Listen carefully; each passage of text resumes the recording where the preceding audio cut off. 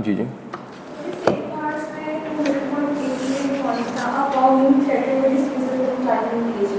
From client engagement. जी, आप मेरे ऑडिटर हैं, ठीक है, आप रिपोर्ट मॉडिफाई करने लगे हैं, मैं कहता हूँ मॉडिफाई किया, मैं आपको डिसमिस कर दूंगा, मैं आपको डिसमिस कर दूंगा। आप कहते हैं यार 25 लाख रुपये फीस है, चलो क्लीन रिपोर्ट दे देते हैं, ये फीस भी, इस साल की फीस भी है, अगले सालों की फीस पता नहीं कितने साल आनी है, ठीक है। कौन सा थ्रेट है? इंटरेस्ट और इंटिमिडेशन थ्रेट। मैं को धमका रहा हूँ कि मैं आपको फीस, समझ गए। फिर कई दफ़ा ये होता है ऑडिट क्लाइंट से डिसमिस, एक होता है कि मैं आपको कई दफ़ा ऑडिट के साथ साथ कुछ और इंगेजमेंट भी चल रही होती हैं, अदर नॉन एश्योरेंस इंगेजमेंट भी चल रही होती हैं अदर, तो मैं आपको वो भी थ्रेट करता हूँ कि मैं आपको नॉन एश्योरेंस सर्विसेज भी आपसे ले लूँगा। तो थ्रेट ऑफ डिसमिसल क्या है? इंटिमिडेशन थ्रेट और सेल्फ। ठीक है, क्लियर हो गया? यहाँ पे आपने पढ़ाया था, वैसे एक दफा रिवाइज कर देना, एश्योरेंस और नॉन एश्योरेंस। एश्योरेंस का तो वो ऑडिटेड हो गया ना, मुझे भूल गया है क्या हमने डिस्कस किया था कि सर्विसेज दो तरह की होंगी, इंगेजमेंट्स दो तरह की होंगी, एश्योरेंस इंगेजमेंट और नॉन एश्योरेंस।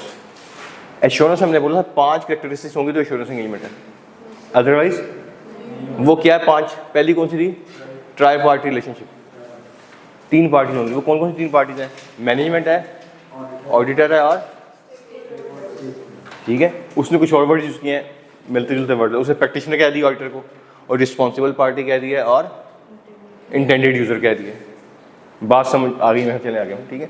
और क्या था? सब्जेक्ट मैटर, सब्जेक्ट मैटर, फिर क्राइटेरिया, चौथा क्या था? Evidence, 5 reporting. ये 5 कंडीशंस पूरी होंगी सब कहेंगे एश्योरेंस, अदरवाइज, ठीक है। मेरे क्लाइंट्स हैं, नियाग्रा ही है, मैं ऑडिट भी करता हूँ और फॉर एग्जाम्पल इसके SCCP की सर्विसेज देता हूँ मैं, कॉर्पोरेट सर्विसेज, ठीक है। कॉर्पोरेट सर्विस क्या है कि मैंने कुछ फॉर्म्स फाइल करने हैं SCCP को, ठीक हो गया, क्लियर है। तो मैं किसी किस्म की, मैं क्या करता हूँ, उनसे इन्फॉर्मेशन लेता हूँ, फॉर्म फाइल कर देता हूँ, किसी किस्म की रिपोर्ट नहीं है, कोई एविडेंस नहीं है, कोई क्राइटेरिया नहीं, कोई इंटेंडेड यूज़र नहीं है, मैं हूँ, मैनेजमेंट है बस, समझ गए। और जी ये मुझे एश्योरेंस है 3.4 3.5, ये बहुत इंपॉर्टेंट है, ये समझ आ गए जी। जल्दी जल्दी करें यार, बोल देना हाँ ना, दोनों बोल दिया करें यार, मैं आप लोगों से पूछ रहा हूँ।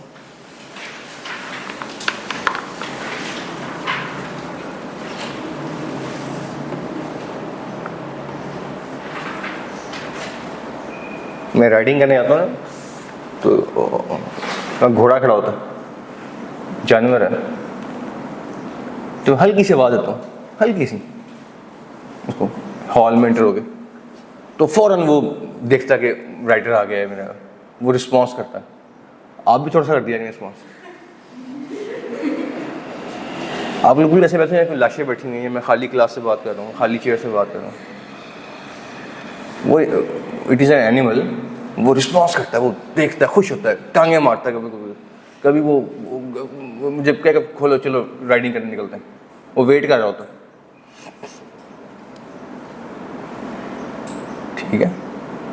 तो कभी हम उसको अच्छी राइडिंग करते हैं, पॉकेट में उसके लिए गिफ्ट रख देते हैं, गुड़ की डली रख ली, कभी ऐसे कुछ ना कुछ मीठी चीज़ रखते हैं उसके लिए, जिस दिन वो अच्छी राइडिंग करवाए, ठीक है।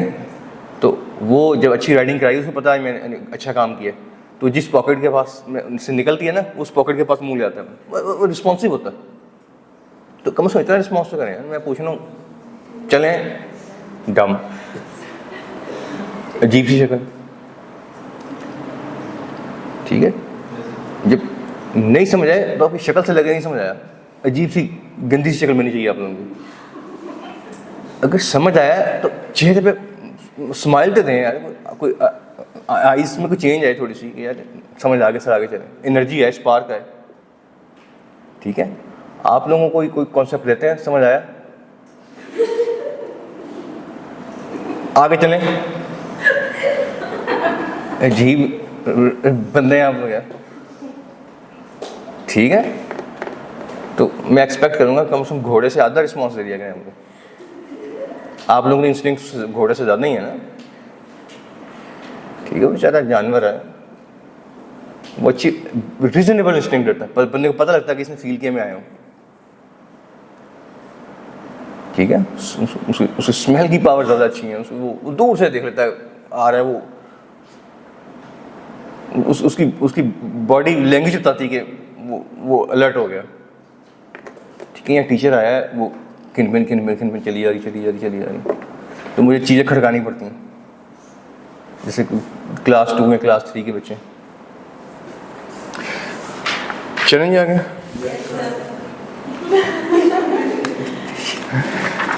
3.5 में हमने एक डिस्कस किया था, एक तो राइट्स पढ़े थे और एक हमने ड्यूटीज़ पढ़ी थी।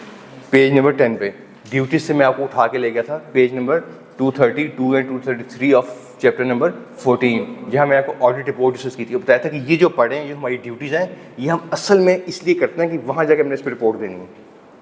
ठीक है, मैच ने चीज़ें अगर वो पढ़ ली आपने तो फिर ये पढ़ने की ज़रूरत नहीं है, या इसको एक दो पढ़ के उसको पक्का कर लें, ताकि वो जो रिपोर्ट आपको आनी है ना।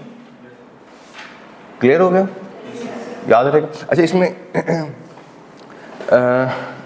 जब मैं रिपोर्टिंग पढ़ा रहा था आपको, मैंने बताया था कि ऑडिटर 2 तरह के ओपिनियन होता है। एक ओपिनियन होता है फाइनेंशियल स्टेटमेंट्स पे, वो होता है ऑडिट रिपोर्ट के बिल्कुल स्टार्ट में, paragraph number 2 of opinion section.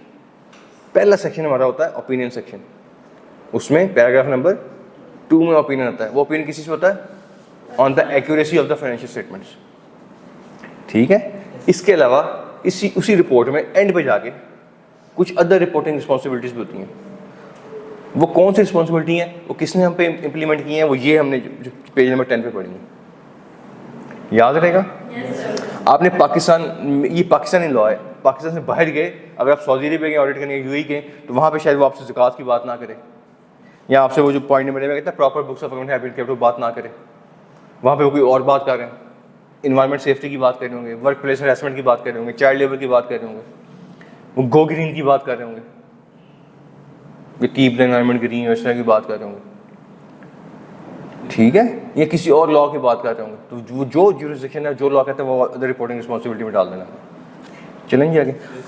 अच्छा, आगे एक्सप्लेनेशन आती है पेज नंबर 10 पे। सुन लें, आसान छोटी सी बात है, फिर इसको यहाँ से दोबारा पढ़ लेंगे, बाद में पढ़ लेंगे। ये कहते हैं कि अगर आप ये ऑडिटर अपनी रिपोर्ट में किसी और रेफरेंस देता है, किसी और जगह का, किसी और नोट का या किसी लॉ का रेफरेंस देता है, ठीक हो गया, तो वो नोट, वो लॉ या वो पेज या वो section will be deemed as integral part of the auditor's report. याद रहेगा, जल्दी से पढ़ें। Explanation. Where the auditor's report contains a reference to any other report, statement or remarks which they have made on the financial statement examined by them, such statement or remarks will be annexed to the auditor's report and will be deemed to be a part of auditor's report. ठीक है, वो उसकी report का part. For example, assume कर रहा हूँ मैं समझाने के लिए, आपकी ऑडिटर रिपोर्ट में डिफरेंट सेक्शंस हैं। ओपिनियन सेक्शन है, फिर बेसिस ऑफ ओपिनियन का सेक्शन आता है ना, फिर मैनेजमेंट की रिस्पॉन्सिबिलिटी का सेक्शन आता है, फिर ऑडिटर की रिस्पॉन्सिबिलिटी का सेक्शन आता है, फिर अदर रिपोर्टिंग रिस्पॉन्सिबिलिटीज आती हैं, फिर साइन स्टैम्प और वो डेट आती है। ऐसी है ना रिपोर्ट मोरलेस। फॉर एग्जाम्पल, मैं एग्जाम्पल दे रहा हूँ, कल को एक नया सेक्शन आए कंपनीज एक्ट में, फॉर एग्जाम्पल सेक्शन नंबर 400, उसमें ऑडिटर की रिस्पॉन्सिबिलिटीज लिखी हुई हैं, ऑडिटर की। ठीक हो गया। अच्छा, अब वो रिस्पॉन्सिबिलिटीज ऑडिटर क्या करता है, अपनी रिपोर्ट में नहीं लिखता, बल्कि अपनी रिपोर्ट में उस सेक्शन का रेफरेंस देता है कि मेरी रिस्पॉन्सिबिलिटीज वो हैं जो section number 400 of companies act 2017 में लिखी हुई हैं। समझिए, हो सकता नहीं होगी, एक तो पूरी रिपोर्ट रिस्पॉन्सिबिलिटीज छाप दें अपनी रिपोर्ट में, और दूसरा क्या कि हम रेफरेंस देते हैं। तो ये रेफरेंस दिया है, वो सेक्शन भी क्या बन जाएगा ऑडिटर का इंटीग्रल पार्ट, ऑडिटर रिपोर्ट का। समझिए। अच्छा, आगे ना, अभी वो चैप्टर नंबर 10 पे है, वो कहता है where any of the matter refer to above is answered in negative. Answer in negative का मतलब क्या है? एडवर्स मॉडिफाइड रिपोर्ट दे रहे हैं।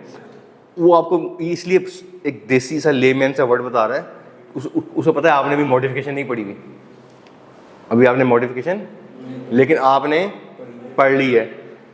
इसको मैं अच्छा प्रोफेशनल वर्ड में कहूँगा, अगर आप अपनी रिपोर्ट को मॉडिफाई करेंगे तो उस मॉडिफिकेशन की रीज़न भी देंगे। बगैर रीज़न के मॉडिफिकेशन नहीं होगी। और रीज़न कहाँ देंगे? बेसिस ऑफ ओपिनियन सेक्शन में। वेरी गुड, आगे आएंगे। अच्छा, अगला जो पैराग्राफ है इसको भी पहले सुन लें। लिखा हुआ था कमीशन। कमीशन का मतलब क्या है? SCCP। कमीशन जनरल ऑर्डर के थ्रू सारे पाकिस्तान की कंपनीज को या किसी एक सेक्टर की कंपनी को, सीमेंट को फॉर एग्जाम्पल, स्टील मिल को, या फॉर एग्जाम्पल फर्टिलाइजर कंपनीज को, या टेक्सटाइल कंपनीज को, या किसी एक कंपनी को, उसके ऑर्डर से एक कुछ स्पेशल या एडिशनल मैटर मांगती है रिपोर्ट में, तो उसने वो भी रिपोर्ट में लिखना है। ठीक हो गया? मैं पढ़ता हूँ इसे। द कमीशन में by general special order direct in case of all companies generally और specific company such class of description of company, किसी एक टेक्सटाइल कंपनीज को, फर्टिलाइजर को, शुगर को, फ्लोर मिल्स को ये डायरेक्शन देती है। ठीक है? The auditor report will be include, auditor report वो स्टेटमेंट इंक्लूड करेगी। समझ गए? कमीशन ने अपने पास पावर रखी है कि अपनी ऑडिटर रिपोर्ट में कुछ एडिशन या डिलीशन करवा सकते हैं। ठीक हो गया? समझ गए जी? आगे चलें। Yes, sir.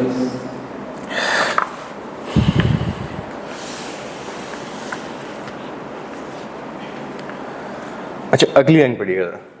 The auditor will express unmodified or modified opinion in his report. वो स्टैंडर्ड के मुताबिक आपको पता है कि अब यहाँ अनमॉडिफाइड होगा या मॉडिफाइड होगा। ठीक है? वो आपने पढ़ लिया है, मैं इसको स्किप कर रहा हूँ पैराग्राफ को। आगे हैं SCCP में The commission may be general or special.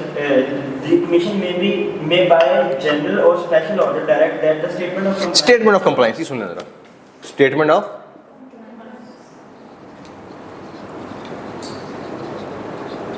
घोड़े वाली बात सीरियस लगे मुझे लग रहा है।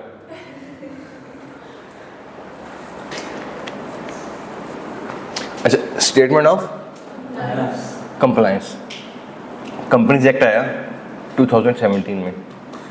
उसमें एक सेक्शन आया कि स्टेटमेंट ऑफ कंप्लायंस देगी हर कंपनी। हर कंपनी क्या करेगी? कंप्लायंस देगी। कंप्लायंस किस चीज़ की कंप्लायंस? कंपनीज एक्ट की रिक्वायरमेंट की कंप्लायंस। एक स्टेटमेंट देंगे जिसमें कंपनी क्या करेगी? कुछ स्टेटमेंट लिखेगी, मैंने इस सेक्शन की कंप्लायंस भी कर दी, इसकी भी कर दी, इसकी भी कर दी, इसकी भी कर दी, इसकी भी कर दी। ठीक हो गया? Statement of. और ऑडिटर क्या करेगा? इस कंप्लायंस के ऊपर रिव्यू रिपोर्ट देगा। इस कंपनी का, ये कंपनी क्या दे रही है? स्टेटमेंट ऑफ कंप्लायंस, जिसमें बताएगी मैंने ये 20 सेक्शन की कंप्लायंस कर दी। फॉर एग्जांपल मैनेजमेंट साइन कर देगी इसको। ठीक है? किसने बनानी है? फाइनेंशियल स्टेटमेंट कौन बनाता है? मैनेजमेंट। ठीक है? मैनेजमेंट इसको साइन करती है। क्लियर हो गया? इस पे हम क्या देते हैं? Auditor report. इस पे क्या देना है हमने? याद रहेगा? पक्की बात है। लेकिन आज डेट क्या? 25 अप्रैल 25 अप्रैल 24 तक ना ये स्टेटमेंट का फॉर्मेट आया SCCP ने दिया, ना इस पे रिव्यू रिपोर्ट का फॉर्मेट आया। आज तक ये सेक्शन रिडंडेंट है। समझिए? सेक्शन है, एक सेक्शन आया जब 2017 में कंपनीज एक्ट नया आया ना, जब उससे पहले कंपनीज ऑर्डिनेंस 1984 था। जब मैंने क्वालिफाई किया कंपनीज ऑर्डिनेंस पढ़ा था 1984। ठीक हो गया? उसमें सेक्शन नहीं था। 2017 में कंपनीज एक्ट आया, एक सेक्शन आया ये वाला कि हर कंपनी क्या करेगी? एनुअली देगी स्टेटमेंट, उसे क्या कहेंगे? Statement of compliance with the requirement of companies act. ठीक है? सेक्शन आ गया, लेकिन इसका फॉर्मेट क्या होगा? आज तक नहीं आया। फिर इस पे रिव्यू रिपोर्ट का फॉर्मेट भी आज तक नहीं आया। इस पे ICAP की थोड़ी सी इनके साथ डिफरेंस ऑफ ओपिनियन भी चल रहा है। ICAP ये कह रहा था कि यार ये स्टेटमेंट ऑफ कंप्लायंस, स्टेटमेंट अपने कंप्लायंस की कि नहीं की, ये तो लीगल मैटर है, ये हम पे क्यों डाल रहे हैं?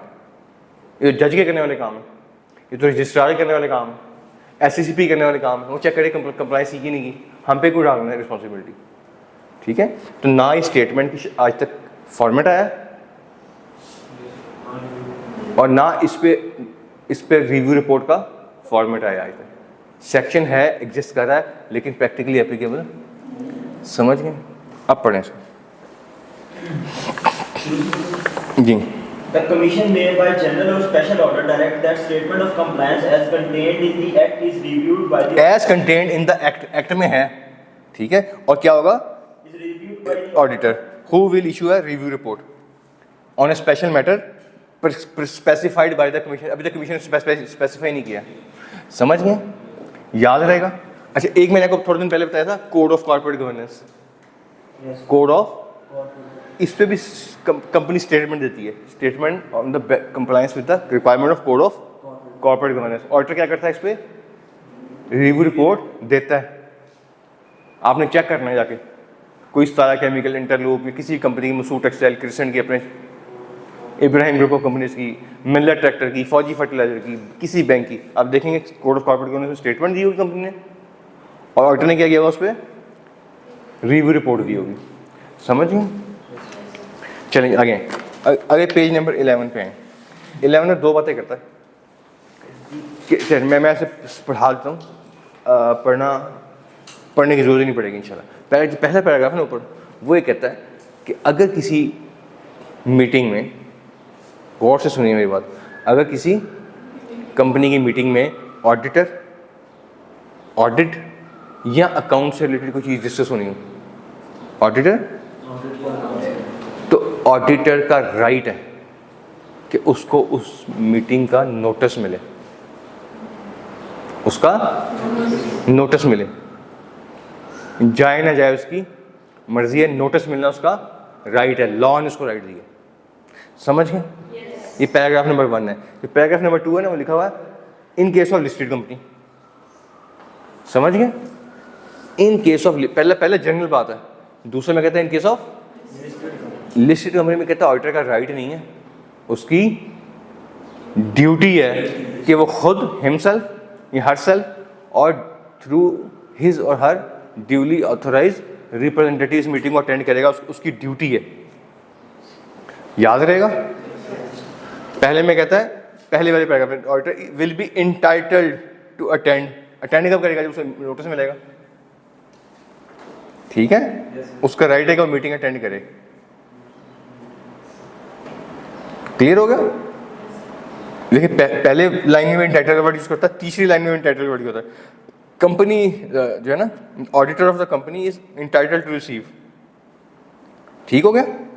जबकि दूसरे पैराग्राफ में कहता है इनके लिस्ट कंपनी द ऑडिटर और पर्सन, क्या कहता है, ऑडिटर और person authorised by him in writing will be present, समझ गए। लॉ के वर्ड्स, लॉ के स्टूडेंट आप लोग समझ ही होंगे। चलें 3.6 में कॉस्ट ऑडिट। कॉस्ट ऑडिट होता है, समझ लें, कॉस्ट ऑडिट होता है, अगर मैं इसको आसान लैंग्वेज तो ना, कॉस्ट ऑफ गुड्स सोल्ड का और स्टॉक्स का क्वालिटेटिव और क्वांटिटेटिव ऑडिट होता है, ठीक है। क्वांटिटी का जब हम जब ऑडिट कर रहे होते हैं, हम क्वांटिटीज़ को नहीं देख रहे होते, यहाँ पे आप क्वांटिटी से बहुत फोकस करें, कितनी क्वांटिटी आई, कितनी प्रोड्यूस हुई, कितनी वेस्टेज हुई, कितनी यील्ड आई, और क्लोजिंग क्वांटिटी कितनी है सेल की। तो एक क्वांटिटेटिव एनालिसिस होते हैं इसमें, ठीक हो गया।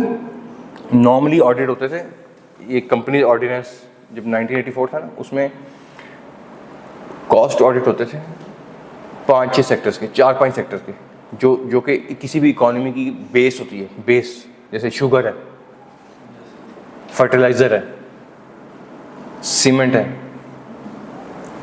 ठीक है, याद रहेगा, घी एंड कुकिंग ऑयल्स है, ठीक है। एक आधी कोई इंडस्ट्री और थी, मैंने घी एंड कुकिंग ऑयल का भी कॉस्ट ऑडिट किया हुआ है खुद, और क्रिसेंट शुगर होती है किसी ज़माने में, क्रिसेंट, उसके मैंने 4-5 साल कॉस्ट ऑडिट किए हैं, ठीक है। ये चलता रहा 2017 तक। 2017 में क्या हुआ कि कंपनीज ऑर्डिनेंस ख़त्म हो गया, उसकी जगह कंपनीज एक्ट आ गया। कंपनीज एक्ट ने कहा कि हर मैन्युफैक्चरिंग यूनिट कराएगा, उसने स्पेसिफिक इंडस्ट्री ख़त्म कर दिया और हर उसकी जगह कर दिया इंडस्ट्रियल इस्टेब्लिशमेंट का वर्ड लिया है। अब हर इंडस्ट्रियल इस्टेब्लिशमेंट ने क्या करवाना है, कॉस्ट ऑडिट। और कॉस्ट ऑडिट में क्या होता है, कॉस्ट ऑफ गुड्स सोल्ड और स्टॉक्स इन ट्रेड, इसकी क्या ओपनिंग क्वांटिटी कितनी, स्टॉक की इसलिए बात करो, ओपनिंग क्वांटिटी वहाँ पे आ रही है, कितना प्रोडक्शन हुई, कितनी परचेज हुई, कितनी प्रोडक्शन हुई, कितनी सेल हुई, ये सारी प्रॉफिट लॉस से गुजर के अल्टीमेट क्लोजिंग स्टॉक में आ रही होती है, ठीक है। तो सिर्फ स्पेसिफिक इसका होता है, उसमें हम एक्सपेंसेस को छोड़ देते हैं, हम बाकी चीज़ों को स्किप कर देते हैं, डेटर्स को, क्रेडिटर्स को, वो तो फाइनेंशियल ऑडिट में हो जाता है। तो कॉस्ट ऑडिट में सिर्फ क्या होगा, sale, purchase, stock, opening stock, closing stock और CGS, इसका ऑडिट होता है, डिटेल में क्वांटिटेटिव ऑडिट होता है। समझ गए?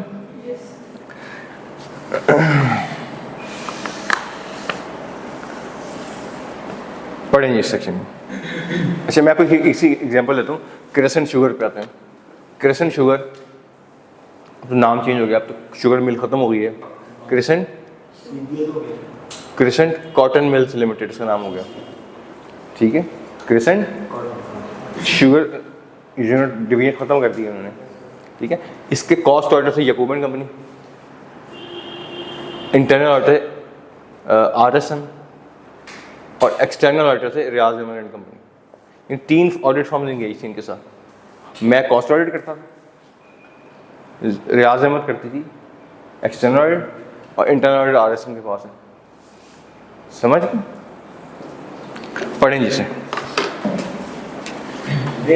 Where any company or class of companies is required under the Act to include in its books of accounts that particular referred to therein, the Commission may direct that an audit of cost accounts of the company should Audit of cost accounts should be conducted as may be specified in the order, ठीक है। और ये कौन कर सकता है? Chart account भी कर सकता है और कॉस्ट एंड मैनेजमेंट अकाउंटेंट भी कर सकता है। कॉस्ट ऑडिट अलग है, फाइनेंशियल ऑडिट, कल हमने फाइनेंशियल ऑडिट पढ़ा ना, क्वालिफिकेशन। तो कॉस्ट एंड मैनेजमेंट अकाउंटेंट है, कौन सी कंपनी ऑडिट कर सकता है? 3 million से कम वाली, वो भी प्राइवेट कंपनी, ठीक है। लेकिन कॉस्ट ऑडिट किसी का करते हैं, ये लिस्टेड कंपनी है, क्रेसेंट शुगर लिस्टेड कंपनी, ठीक है। तो इसको आप ऑडिट करते हैं, cost audit. ICMAP cost audit भी कर सकते हैं, हम भी कर सकते हैं, ठीक है। हम कैसे कर सकते हैं, मैं आपको बताया कि मैं कॉस्ट मैनेजमेंट अकाउंटेंट नहीं हूँ, लेकिन हम इसका ऑडिट कर रहे हैं, ठीक है। लॉ ने क्या किया, ICMAP भी कर सकते हैं और हम भी कर सकते हैं। क्लियर हो गया जी? नहीं, अलग अलग करते हैं, ठीक है।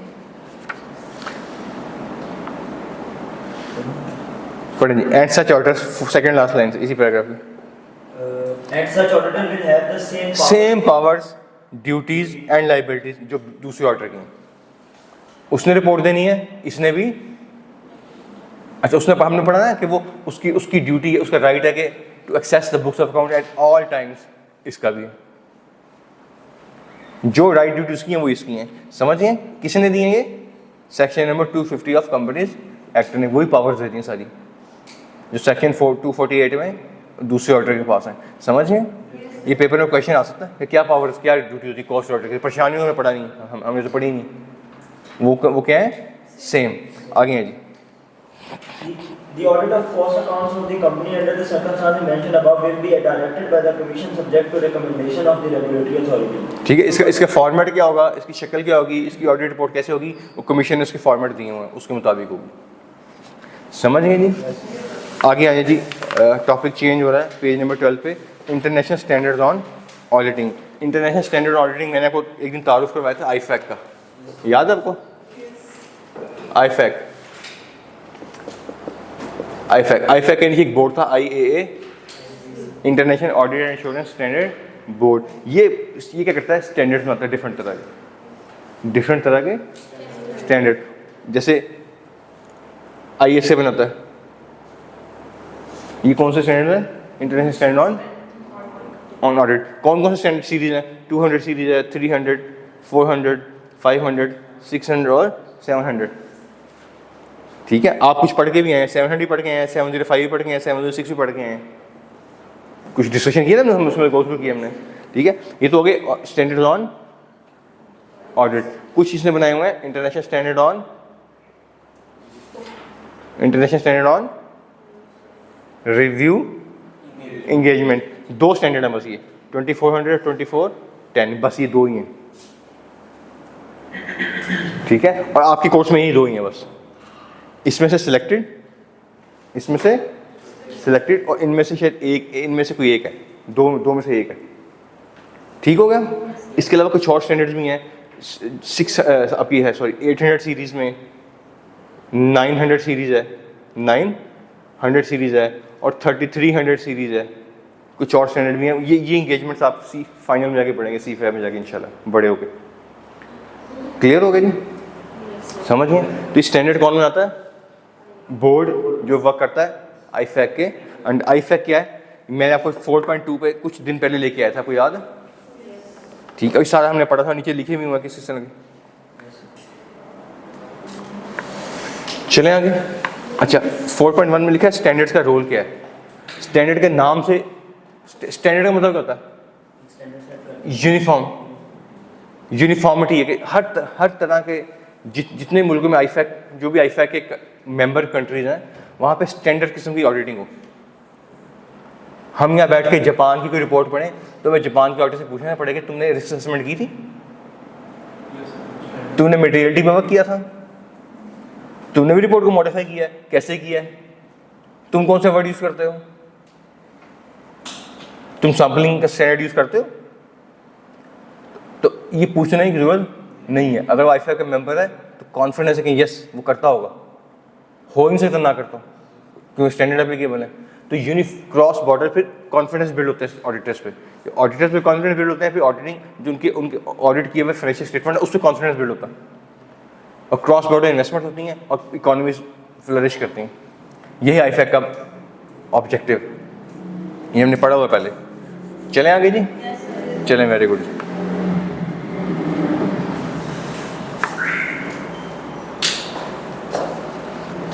4.2 से की जो हेडिंग है, इससे ऊपर एक पैराग्राफ आ रहा है, इस पैराग्राफ को समझ लें।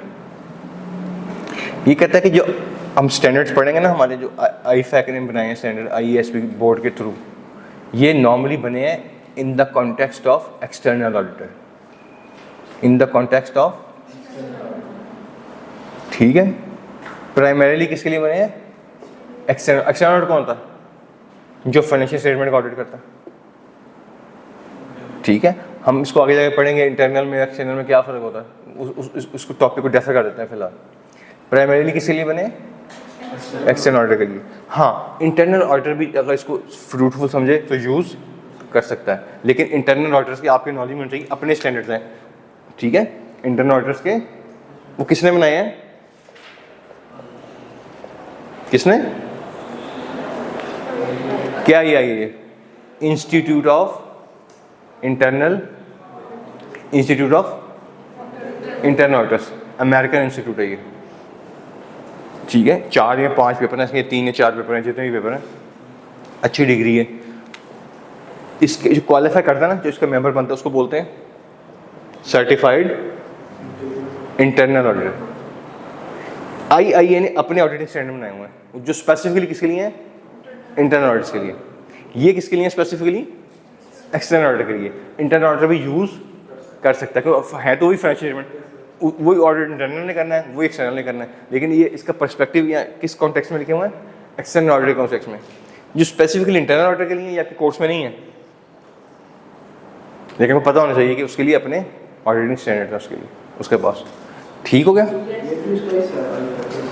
नहीं, ये अलग बोर्ड है। क्लियर हो गया जी? 4.3 पे हैं। IASB क्या होता है? 13 नंबर पेज पे हमने इसको डिस्कस कर लिया था कि एक बोर्ड है जो स्टैंडर्ड सेटिंग बोर्ड है। सारी पढ़ लेंगे इसे, मैंने पढ़ा दिया वैसे IASB और IFAC भी। क्लियर है जी? 4.3 पे हैं। 4.3 में कहता है कि रिस्पॉन्सिबिलिटी ऑफ ISS। रिस्पॉन्सिबिलिटी क्या है कि ये पढ़िएगा ज़रा। The Institute of Chartered Accountants of Pakistan adopts an international standard on auditing issued by IASB. The examination of this paper is based on the knowledge of ISA. ठीक, अच्छा develop, आगे बात करें डेवलप कैसे होता है ISA? डेवलप ऐसे होते हैं, IFAC एक बॉडी है, हमने पढ़ा इसके कुछ 130 के करीब मुल्क इसके मेंबर्स हैं और 175 बॉडीज इसकी मेंबर हैं। जैसे पाकिस्तान की 3 बॉडीज हैं, 3 इसकी मेंबर हैं, पढ़ा था ना हमने इसको। यहाँ पे हर मेंबर का रिप्रेजेंटेटिव होता है, ठीक है। तो वो अच्छा एक थिंक टैंक उनके पास होता है, वो अपनी रूटीन में मीटिंग्स करते हैं, फिर देखते हैं किसी जगह पे, किसी एरिया में, किसी अकाउंटिंग या ऑडिट के एरिया में कोई स्टैंडर्ड डेवलप करने की ज़रूरत नहीं, कि इवॉल्व हो रहा है ना प्रोफेशन। जब मेरे फादर क्वालिफाई किया CA उन्होंने, वो कहते उस ज़माने में रिस्क असेसमेंट नहीं होती, हम रिस्क बेस्ड